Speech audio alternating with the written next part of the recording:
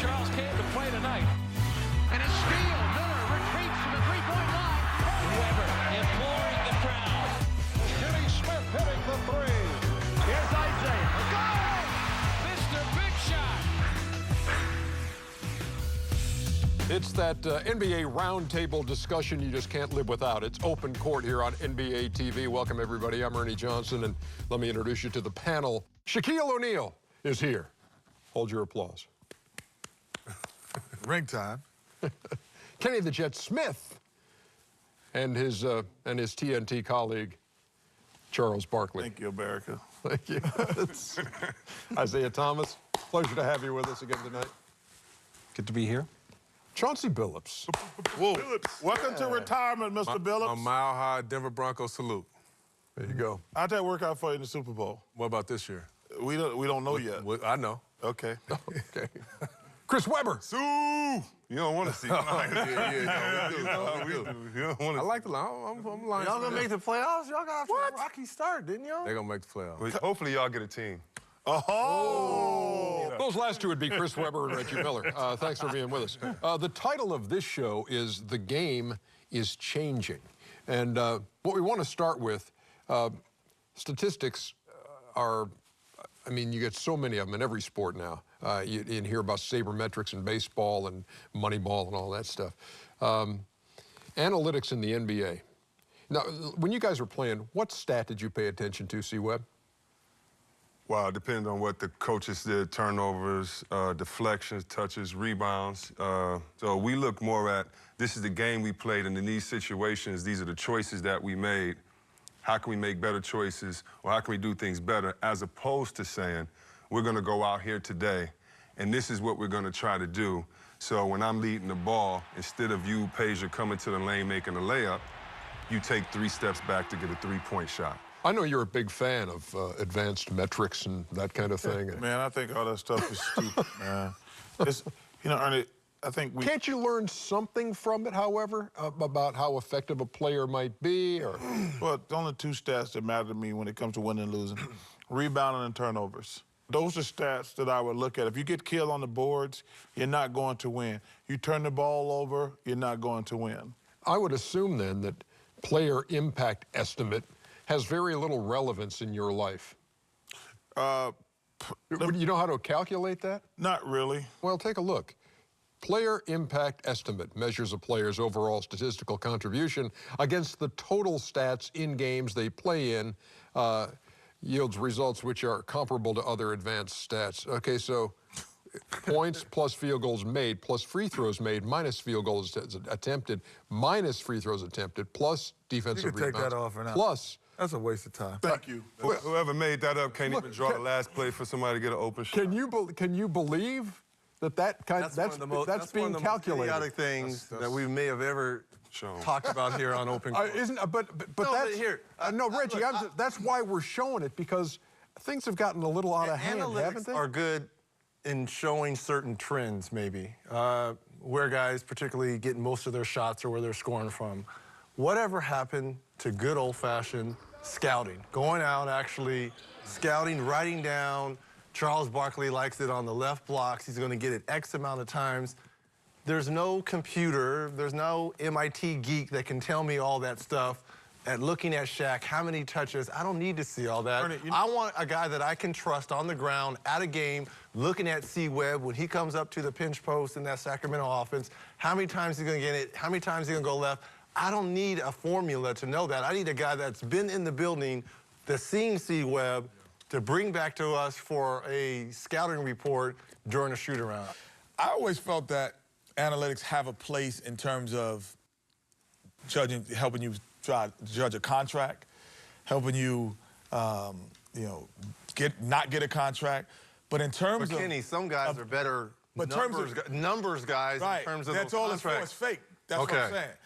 Some guys can have lower numbers based by that, whatever it's called, and not get the same type of contract versus a guy that... But think about it. If you played, let's forgive me, if you played in Phoenix system under D'Antoni when they had Steve Nash, your numbers, because of the number of possessions, are going to be inflated. I'm not a big fan of that analytics thing. I know it's new to the game, but my whole thing is I mean, say, for instance, you say Reggie Miller's in the last couple of years, he shot 39% as opposed to 44 from the three. Now, you telling me we prepare for this game, if he gets a last-second shot, are you as a coach going to tell me just because of the analytics says, well, he's shooting worse than he used to shoot? From this are you going to give him that he's shot? At that left-hand corner. I'm still not going to give him that shot. Right. You're dead. You know what I'm saying? I'm still not going to give him that shot. I got to play him as a player. I think there are two different things that are going on here. Us as players who have gone to basketball school, been educated in basketball school since you were 8, 9, 10, 11 years old, playing for different coaches, different programs. You know, you got a 20, 25-year education that you bring to the table. So when you talk about the eye test, you have really been educated in the game of basketball. Now we have a group of individuals who have come into our game who haven't gone to the basketball schools that we've gone to. And when I mean the basketball schools, I'm talking about the coaching, the training, the playing, the hours of films that you've had to watch to have this education and institutional knowledge that you can really look at a basketball player and critique it, analyze it, without necessarily having to go to a stat sheet and see and tell you what that means.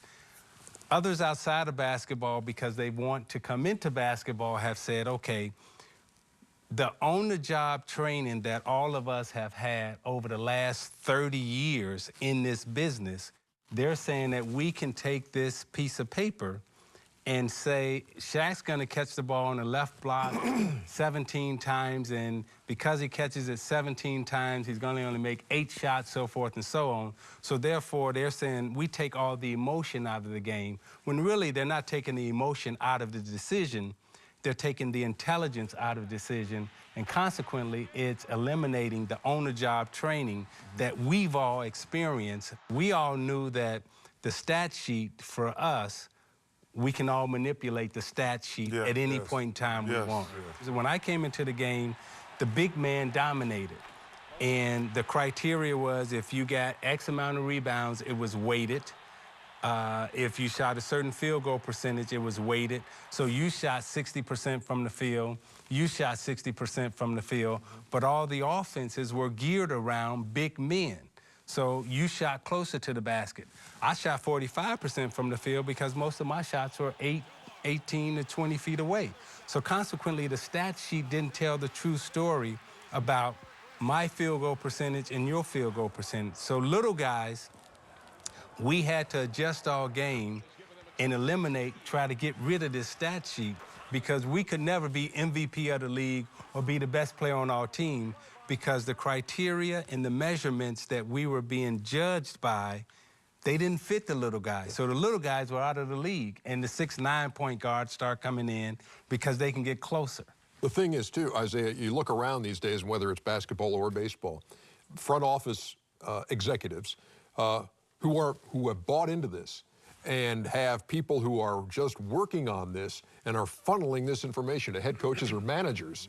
And so there is some heat on these guys to say, okay, I will take into consideration what you are giving me and try to use this kind of stuff, even though that may not be the way the coach is exactly wired. We really want to be honest. It's about people validating unwarranted knowledge by But you know what a lot of this is, too? Some of it. It has to do with a lot of our sports leagues, too.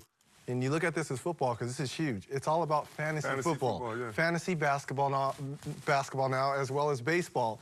It's for the guy, Joe Blow. And the video games. And the video games, sitting at home, that really doesn't have that basketball knowledge or schooling, as Isaiah is talking about, and saying, how can I be a part of the conversation? When a guy's on a bad team, he can average X amount of points. So easy. Because he's just the guy who sucks the least, and they run every play for him. I have played with guys who got traded to my team, and they're telling me, well, this guy's going to be a good player. And I'm like, well, I played against him. Maybe I'm missing something.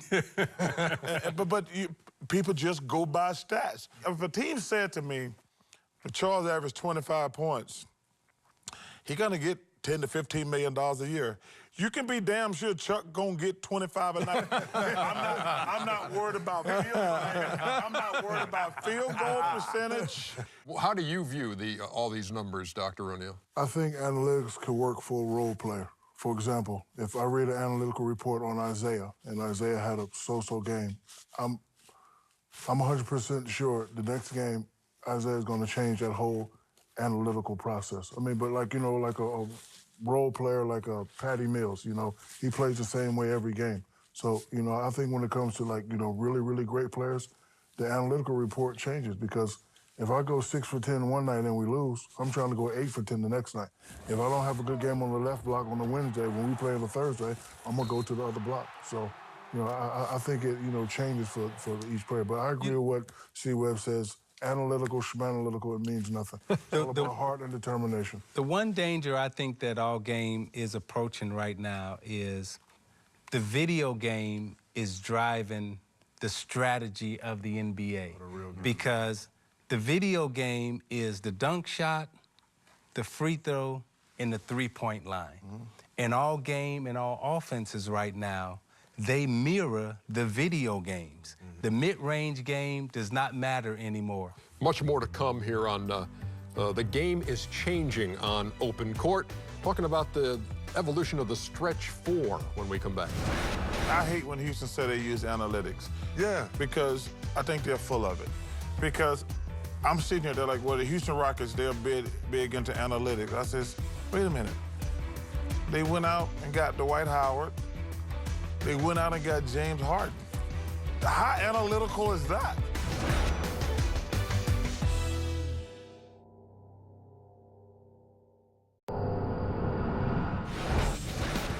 The art of the blend. The NBA's power forward has evolved from a position of sheer power and sometimes raw athleticism. Old school Hall of Famers like the Mailman and Sir Charles set the foundation for the new generation who will add to the position's rich heritage. Passing, court vision, ball handling, long-range shooting and rebounding, highly coveted by successful NBA teams, have transformed the power forward position to new heights and made it truly dynamic. And so we welcome you back here to Open Court on NBA TV. Talking about your position as a power forward. When do we even start talking about stretch 4s? Suddenly that's become the thing, and everybody has to have one. It only works with certain players. I mean, if you're playing with LeBron James, Chris Bosh is a stretch 4. That only works if you're playing with a guy like LeBron James who's unguardable. Because if you got a stretch 4 out there, I would never leave him. This kind of goes back. I think it started with Dirk Nowitzki as being that stretch 4, but we mentioned it. To me, Bob McAdoo was the original stretch 4. It's funny. I feel like in my years, I had the pleasure of playing. In my Detroit years, I played with Rasheed and even C-Webb and McDyess, and we called it like a shooting big. And I think now that they call it a stretch, it's because it's stretched all the way to the three-point line. These guys shot really twos, like long twos. Sheed shot threes, but Dice, C-Webb, these guys were very good. Okor, very good, just, you know, long twos. Now they call it a stretch 3, a stretch 4. That's because they stretching all the way out to the three-point line now. And I think the stretch started, you know, like you said, McAdoo, those guys, but in my opinion, the evolution started in my generation with guys like Magic and Chuck. Now, I'll explain. You saw Magic being 6'9" and he could dribble. Remember the stereotypes of basketball, big fellas on that end, little fellas on this end. When Magic started dribbling, we was like, no, big fellas on this end too. Whether it was Steve Smith, whether it was other guys. When Barkley took it behind his back, went down, dunked 2 hands, it was like, okay, big fellas can now lead the break. So now in practice, we're doing things just as simple as just take the middle lane. You know, big fellas never get to take the middle lane. So in high school, I see these guys do it. I'm not thinking about Dirk or anybody else. We're older than them. We're thinking, no, this is part of the league now. And then on the other end, if you're dominating as a power forward and you got a center that's okay, then what they'll do is bring Robert Horry in, who's not a 4. But he's going to stretch me out. Right. So I never looked at it as the one guy. I look at it as they're going to put someone in this position to take away the help from the big guy. So I can't help on the pick and roll, so I got to get back to this guy. It's just that one guy, in a position of not coming out. And also, as a big fella, we're not used to coming off of screens. We don't know how to play defense up top. We don't even know how to go through a screen. So for me, it was seeing all the big guys do the stuff that Isaiah and them could do, and it made me excited as a big guy because we never got to do it. And I think a lot of people aren't taking that into the account. You got Rasheed and those guys, because we all were saying, I'm Isaiah when we played one-on-one. Right, and I think that kind of helped, too, the evolution of watching these guys. When I grew up, it was a stretch 4. Even now, is really a 3-man. Yeah. That just moves to the 4. Like, it's an undersized, a guy who is a 3, and he's really 2 inches taller than he should be. You know, he's not really a 4. Don't want that contact. He don't want the contact. He doesn't want it. So he's really a 3, and that's who it is. And, you know, even when we played, we had a guy named Matt Bullard. And you talked about how that stretch 4 only works when you have Hakeem Olajuwon, because now you're going to leave him. He couldn't handle the ball, wasn't really a great ball handler, but can stretch the floor. Okay, look at all these guys. Kevin Love is a great shooter. Dirk is a great shooter. Chris Bosh has turned into a really good shooter. Millsap is trying to do it. He's improved a lot. Yeah. You don't think so? He falls into the McDyess range. But he just started shooting threes. Those twos. I know, but he shot a lot more threes last year. They don't have Aldridge on there. Starting to shoot threes. Yeah, they don't have LaMarcus They don't have Aldridge. Aldridge, the best power forward. he's in the game. best He in the ain't even league. on there. Wait, no, they're talking about stretch. Marcus Aldridge. That's what I'm in the saying. playoffs? He could be See, I don't consider that stretch. I would consider that a shooting big. Well, because he don't shoot the 3? Right. Yeah. All right, so question, especially when it pertains to that list. There was only one guy on that list that... with the exception of Jordan and LeBron. Right. Because they were different. There was only one guy on that list that was the main guy. So my question is, can your main guy be a stretch 4 guy? No. Because Dirk, No. because Dirk Nowitzki is the only main guy that was a stretch 4 guy that led his team to a championship. See, but I think Dirk is a little bit different. Yeah. I think Dirk and Kevin Durant, they're a little bit different because they get the ball. When we start talking about stretch 4s, we're basically talking about who stands out there and opens up the court. Yeah. I don't think Dirk is a stretch 4.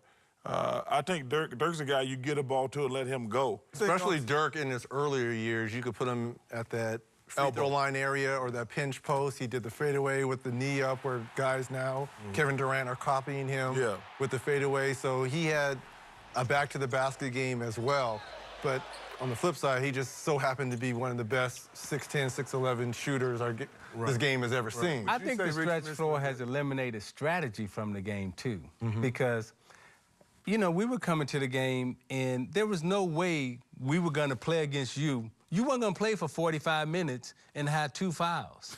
It just wasn't going to happen. You weren't going to play the game for 45, 48. The best players now very rarely get in foul trouble. And when they do get in foul trouble, I very rarely see a point guard come down and say, oh, see, Webb's got 3 fouls. I know I can get a basket off him because he don't want to get up that, he want to pick up that 4th. They never go back at him. So consequently, the strategies of the game, the offense, the way the offense are being run, you know, it's just totally different. So I think the chess that we used to play in basketball, we don't play chess anymore. We just play checkers. Hey, Reggie, as a three-point specialist, how do you assess where we stand with the three-pointer and the emphasis some teams can put on that? It's interesting. When I came into the league in '87 and '88, the team average for, at the time it was 27 or 28 teams, the league average was 130 made threes by each team. Last year it was 635 average for all 30 teams. So that shows you how much the three-point influx has been. Is it because of the international play? I don't know. It's a good thing or bad thing? You know what, Reggie? But I think... I mean... It's a bad thing. Well, what about points per game? When you came in '87, '88, I guarantee you, most teams in the league were averaging close to 100 points a night. But it was a lot more run and gun. It was a physical more play, but... Well, we ran more, too. We ran more, and it was much more physical. I think the league plays slower now. Yeah, because I think the rules are different now, too, though. Yeah, but I think... Because they cater to the offense now as opposed to when we played. But I also think these guys, we see it every night when we're on television. Guys that have fast break, they won't even go to the basket. They spread out, they get behind the three-point line. It depends on who's shooting. Question, because you have a lot of bad guys who have been told that they're better three-point shooters than they really are shooting threes. See, that's what I think. Go ahead. But I think this, though. I think the fact that there's so many more three-point shots being taken is because, obviously, when we all came in the league, it was different. It was big guys. It was Shaq. It was Hakeem. It was David. It was Mutombo. It was Smits. I think it's a direct reflection of it's just no dominant big guys in the league, which means you're gonna space everybody out and you're gonna try to run around and kick it off with three-point shots. You don't have anybody, not very many guys you can throw it to and say, all right, go to work. Get everybody in foul trouble, go to work. We'll be ready when we get it. You don't have it. I agree, but I disagree in this part. To me, being a guy who shot threes, and especially in the latter part of his career, it's allowed guys who can't play to stay in the league. Yep. Because if you just can be a specialist. Honestly, when I first came into the league, you couldn't be a specialist. There were far and few guys who were just a defensive guy. Maybe there was a couple of those, and then there was guys. But even the shooters were basketball players. They still could handle it. But their best asset was shooting. Now, you could just go to a shooting machine and stay on it for 3 hours, and you might get a job. You might get a job, and that's all you have to do. Well, you couldn't do that before, and it just allowed bad players, which means bad coaching, which means now I have to coach the talent that I have. So, okay, just stand out there, which now I'm going to isolate. Now the ball that's your system, and though, all of a Kenny. sudden the game is slower and it's different. But if that's your system and you, Greg Popovich, and you saying, okay, we got these 3 or 4 playmakers, we just need shooters. I don't need a shooter that's going to come in. But tell me one guy on their team that the only thing he does is can shoot. Danny Green. Matt Bonner. I think Danny Green could defend. He ain't showed you nothing else. I think he could defend. I think Danny Green, if you press, he could get the ball from free throw line to free throw line. But there are guys, I wouldn't say on the Spurs team, and I don't want to call out all the guys, that if you said get to the free throw line, and go around a cone, they're going to kick it out of bounds. And I don't disagree with you because I think shooting is a talent. I think shooting is a talent. It's a part of the game. Yeah, I understand, but like, everybody's not That shouldn't be your only talent. But I'm just saying, well, we just can disagree because I think some guys they're defensive specialists. You know, they can't shoot a lick. They're defensive specialists. But I think Paul Silas is one of the best coaches I played for. He was talking to me about Red Auerbach one day. He says, I said, how do we put our team together? He says, okay, this is what Red did. He says, figure out what every guy NBA talent is. Like, and I'm not disparaging the guy, like Steve Kerr was a great shooter. That won championship because once you left him, he's going to make the shot. I think that's a pretty amazing talent. Because there are guys we leave open all the time. Well, let me say this. And, I mean, Steve Kerr wasn't a great scorer. No, he was just a great shooter. But also, if you watched him play at the University of Arizona, he was a point guard.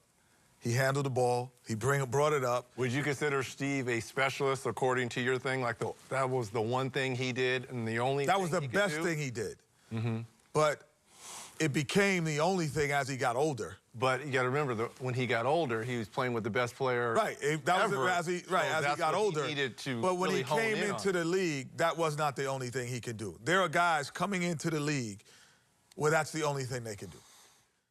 When we come back, stats can tell you some things, but they can never explain why, I don't know, Big Country Reeves owned Shaquille O'Neal. Stories like that. Really? And the guy that Isaiah Thomas hated to face when we come back. You don't want nothing to Vancouver? I had 3 guys that I just could not stop. I couldn't guard them. First one was Big Country Reeves. He would pick and pop my death.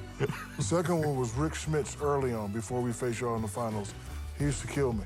Another one was Ildrunas Jogauskas. And then the last one was George Murasan. That's right, Jorge. George Murasan used to give me numbers in Washington. Wait. So how did that happen? Okay. I don't know. Okay, let me ask you a question. Did he just name 4 guys? Yes, those 3 guys all... 3 guys, he named 4 guys. Good job, doctor.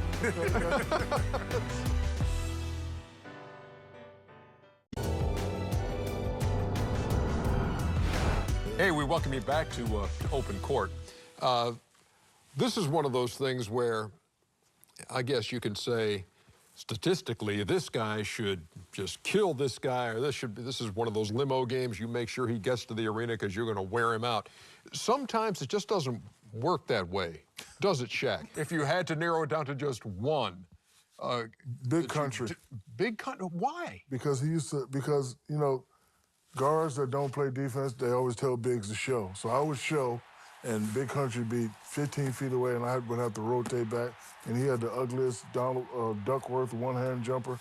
He shoot it and it always go in. And so halftime, I'm looking at the stats. Shaq 15, Big Country 26. I'm like, man, this cat's killing me. That's how I got that big contract. Yeah. All the big name point guards you faced, and all the battles you had in your career, your Hall of Fame career. And who are you telling me is your toughest guy to check? Steve Coulter. Oh, of course, we all knew that. The crooked leg. he had a move. Oh. Get a ball, get a ball, get a ball. You have a game? Get a ball. Ball right here. He had a move. I guard you. I couldn't. I guard you. I could not. Come over here, I guard you. I guard you.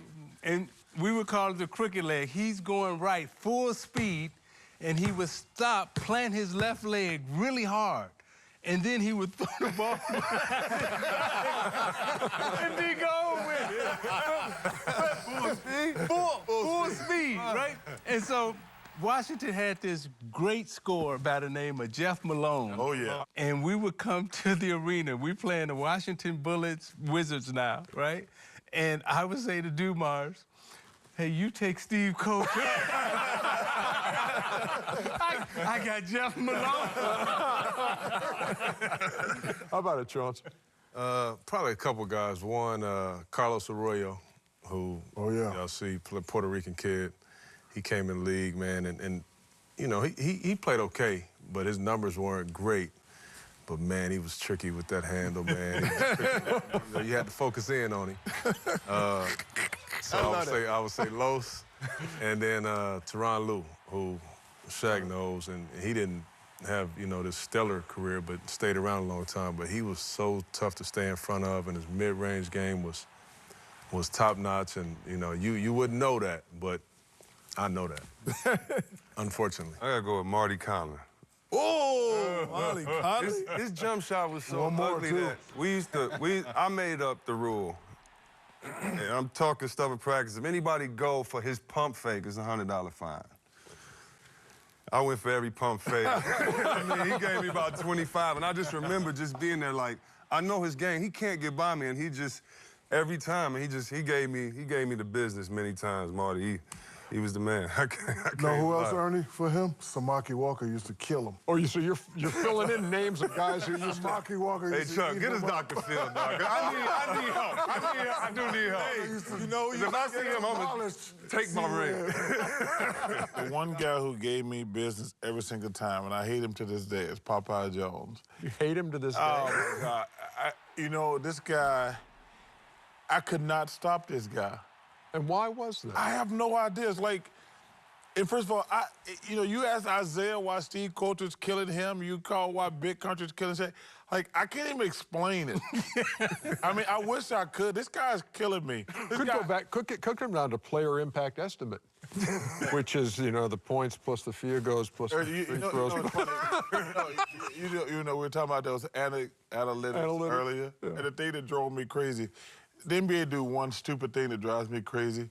You guys see, you know, when they have all the stat sheets, like those little packages, and they show what would a guy average if he played 4 to 8 minutes. And I'm like, there's a reason he's not playing for 6 minutes a game. Right. Like, all these guys tell me, you see, it's like, dude, he would average 32. Yeah, he'd average 32 and get 17 rebounds a game. That's the reason we're playing him 12 minutes, dude.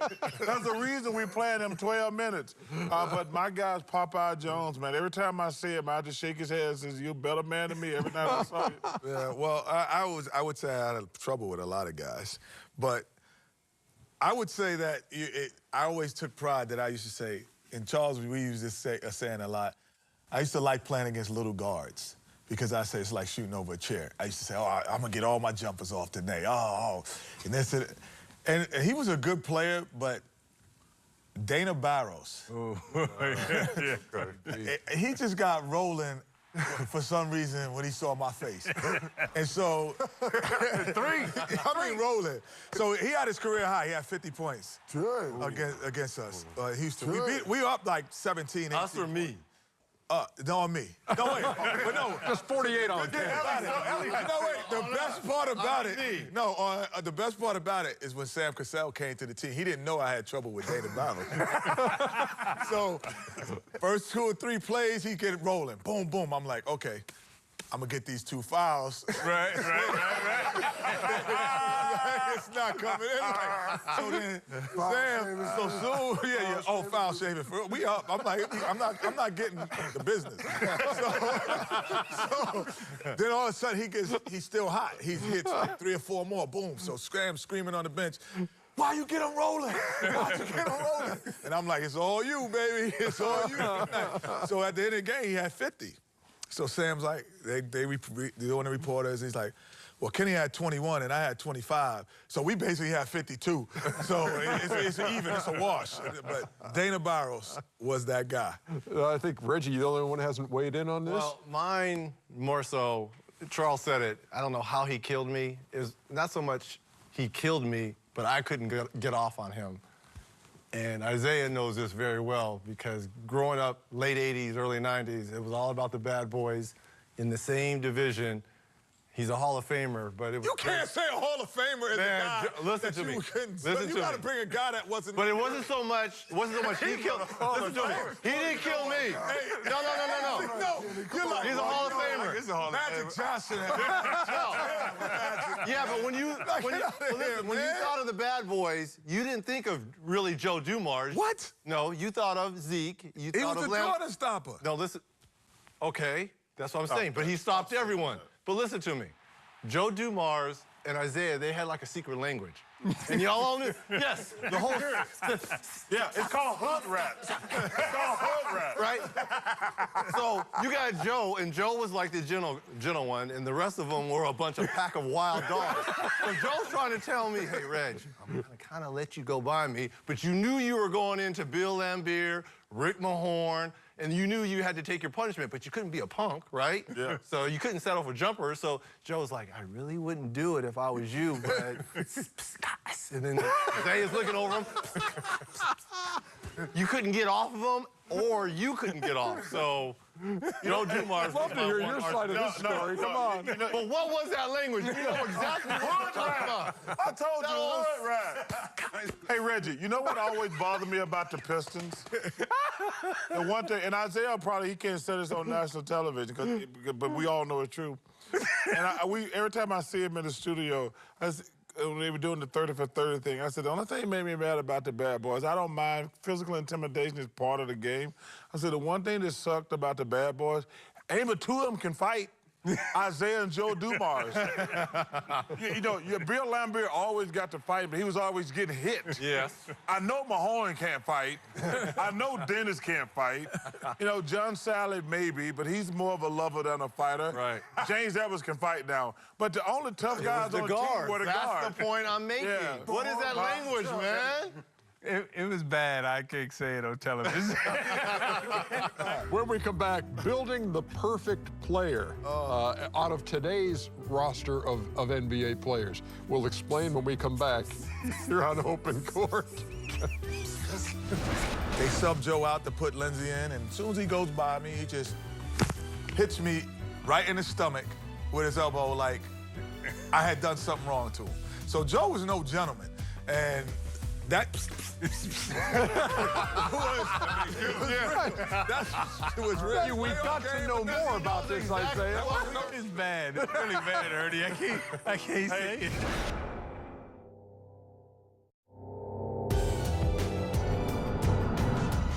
Back here on Open Court, the panel, when we, you've heard it talked about before when you say if you could build the ideal basketball player and you talk about, well, they'd have this from Magic and they'd have this. We just want current players right now and kind of break it down. If you had to... I did that before. Well, then you should be very good at this. Hey, Shaq, are you still with us? Yeah, I'm with you. You want me to go first? Please, before... Okay. Here it is. Here it is. Give me basketball IQ. What does do you that got to mean? say? One player? Yeah. What? You'd want the... What? He said, what does that mean? I know. No, because you know what? No, Ernie, you know what? Your perfect player would have the basketball IQ of this guy. You know what? But he just asked you what basketball IQ. Yeah, 'cause, I know, I heard. You know why, Ernie? Because I'm from the old school. All that stuff's overrated. It really is. That basketball IQ, you either can play or you can't play. So to answer your question, We've had discussions about it. Give me a guy with smarts over athletic ability and Basketball that kind IQ of is thing. a big deal. Yeah. Okay, for who? Not for me, it wasn't. Obviously. Because everybody else is doing the thinking. That's because what I'm saying is, For me, it wasn't. you got other players doing the thinking for you. Barbecue chicken, barbecue chicken, barbecue coleslaw. Barbecue coleslaw. IQ ain't got nothing to do with it. No. Basketball IQ, knowing the game of basketball. He's too little, he's too small, I'm going to work. To answer your question, it would be Dwight Howard, the body, his jumping ability, what he did in the dunk contest, with the attitude of what Isaiah had, what Barkley had, what Malone had, a.k.a. he would need to have that dog in him. That would be my perfect NBA player today. You got to have that dog in him. I'll just go quick. Okay. Basketball mind, give me LeBron James. Give me the shooting touch of Kevin Durant. Give me the athleticism of Blake Griffin. Give me the heart I'll still take it because he still didn't leave Kevin Garnett. So those four things. Well, we were kind of looking at maybe court vision, basketball IQ, scoring touch. You could go. Give me the basketball IQ of a Tim Duncan. Give me the heart of a Russell Westbrook. Give me the shooting ability of a, since he technically is still in the league, a Ray Allen. And give me the speed and quickness of a Tony Parker. What about the? He didn't say ball handling, so put ball handling in that. All right, give me the give me the work ethic of Tim Duncan. Give me the heart of give me the battery of Westbrook. Give me the IQ of LeBron. You can give me the handles of Harden. Harden? James Harden? Yeah, give me his handles. You don't want Irving's handles? No, Harden went to the line 10 times a game last year because when he come at you full speed, you can't do nothing but foul. Okay. You know. I like that. Yeah. I like that. I'll roll with that. Yeah. Okay, but hold on, see what the player that you described, is that a guard or is that a big man? You know, I was just trying to describe, if I want to describe my player to go back then, give me the body of like a Tim Duncan, the tenacity of Zebo going on the boards offensively. Give me the athletic ability of Blake, and give me the confidence, the stoic game of Tim. If I had a big fella. I would say as a guard, I would say the court vision of probably Rondo. Athleticism of Russell or D Rose. Competitiveness of maybe a CP. The body of probably Russell 6'4", 6'5", and the shooting touch of probably Steph Curry. Mm-hmm. That's a good player right there. I would take LeBron James as he is and add two things: Kyrie Irving's ball handling and Steph Curry's jump shot to LeBron James, and I'm good.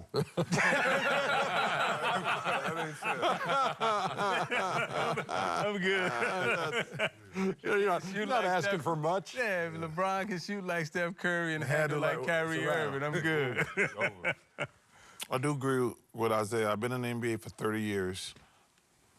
Shaquille and LeBron are the only two players that I've ever seen. I've never seen anything like him before.